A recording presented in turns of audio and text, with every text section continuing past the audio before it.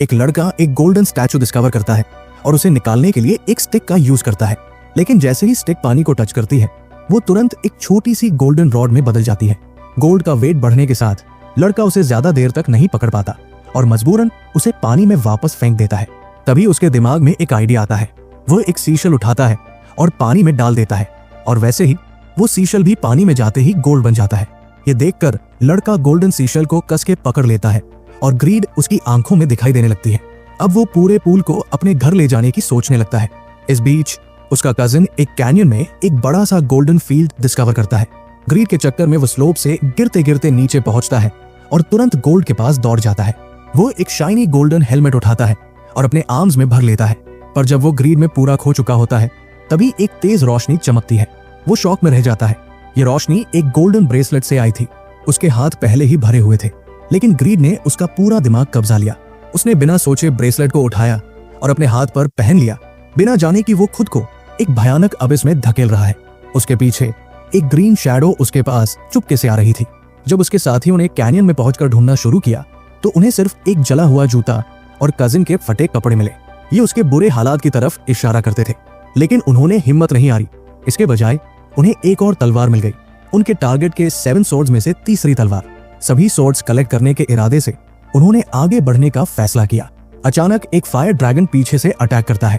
दा जुआंग अपने आप को संभाल नहीं पाता और ड्रैगन उसे उठाकर हवा में ले जाता है। पर अजीब बात यह थी कि ड्रैगन ने उसे कोई नुकसान नहीं पहुंचाया, बल्कि उसे एक वोल्केनो के पास ले गया और वो वोल्केनो का नाम उसके कजिन के नाम जैसा ही था। तब दा जुआंग को समझ आता है कि वो ड्रैगन एक्चुअली उसका कजिन ही है, जो अपने ग्रीड के वजह से एक गोल्डन ड्रैगन बन गया है। सभी कंफ्यूज हो गए। शायद असलान के देश में जाकर ही इस कर्ज का सल्यूशन मिल सकता था।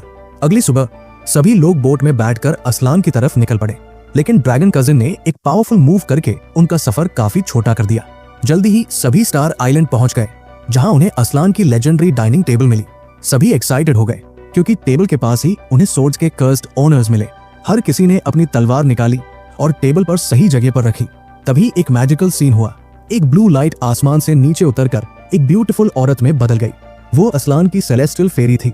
उसने उन्हें आखिरी तलवार का लोकेशन बताया और फिर एक ब्लू लाइट बॉल बनकर आसमान में उड़ गई। अब अल्टीमेट विक्ट्री के लिए सभी ने अपना बेस्ट देने का डिसीजन लिया। एक चालाक माउस ड्रैगन कजिन के सिर पर बैठा रहा, अलर्ट और रेडी फॉर एक्शन। जैसे ही सभी गॉड्स और डीमंस की दुनिया में एंटर हुए, उन्हें एक ओल्ड मैन दिखा जो फाइनल स्वॉर्ड पकड़े हुए था। ड्रैगन कजिन ने ओल्ड मैन को उठा लिया और बोट में ले आया। पर तभी दा जुआंग को एक खतरनाक डेंजर फील होता है। उसने ऊपर देखा और एक जाइंट सी सर्पेंट को उनकी तरफ आते देखा। अपना बड़ा सा माउथ खोलकर उन्हें निगलने की कोशिश करता हुआ माउस ड्रैगन पर राइड करके फाइट करने गया, लेकिन सी सर्पेंट का स्किन इतना टफ था कि ड्रैगन का अटैक काम नहीं कर रहा था। ड्रैगन इंजर्ड हो गया, लेकिन लास्ट मोमेंट पर उसने एक डेडली फायरबॉल शूट किया जो सी सर्पेंट को पानी के अंदर वापस ले गया। ओल्ड मैन ड्रैगन को मॉन्स्टर समझकर एक एरो उस पर मार देता है। ड्रैगन चोट के साथ एक डेजर्ट आइलैंड पर गिरता है। ड्रैगन कजिन की ब्लरी विजन में एक मैजेस्टिक लायन अपीयर होता है। लायन ने अपने पॉ से ड्रैगन के स्केल्स को मिटा दिया। लायन की एक गूंज से ड्रैगन वापस इंसान बन गया। कजिन जमीन पर गिर गया और टायर्ड होकर सो गया। दूसरी तरफ सी सर्पेंट म्यूटेट होकर और ज्यादा पावरफुल बन गया। अब उसके बॉडी पर स्कैरी टेंटिकल्स आ गए थे। वो वापस बोट पर अटैक कर रहा था। बोट हिल रही थी, लगता था वो गिरने ही वाली है। दा जुआंग मास्ट पर चढ़कर फाइट करने को रेडी हो गया। कजिन ने तलवार देखी और समझ गया कि अब उसका काम क्या है। उसने फाइनल स्वॉर्ड उठाई और असलान के डाइनिंग टेबल पर रख दी। एक तेज एनर्जी वेव निकलती है। सी सर्पेंट के अगेंस्ट फाइट करते दा जुआंग की स्वॉर्ड ब्लू लाइट एमिट करने लगती है। सेलेस्टियल एनर्जी उसके अंदर भर जाती है।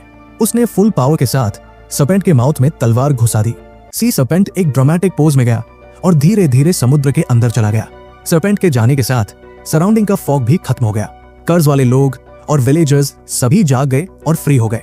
उन्होंने मिशन कंप्लीट किया, लेकिन एक अननोन फोर्स ने उन्हें वापस उनकी स्टार्टिंग पॉइंट पर भेजने का सिग्नल दिया।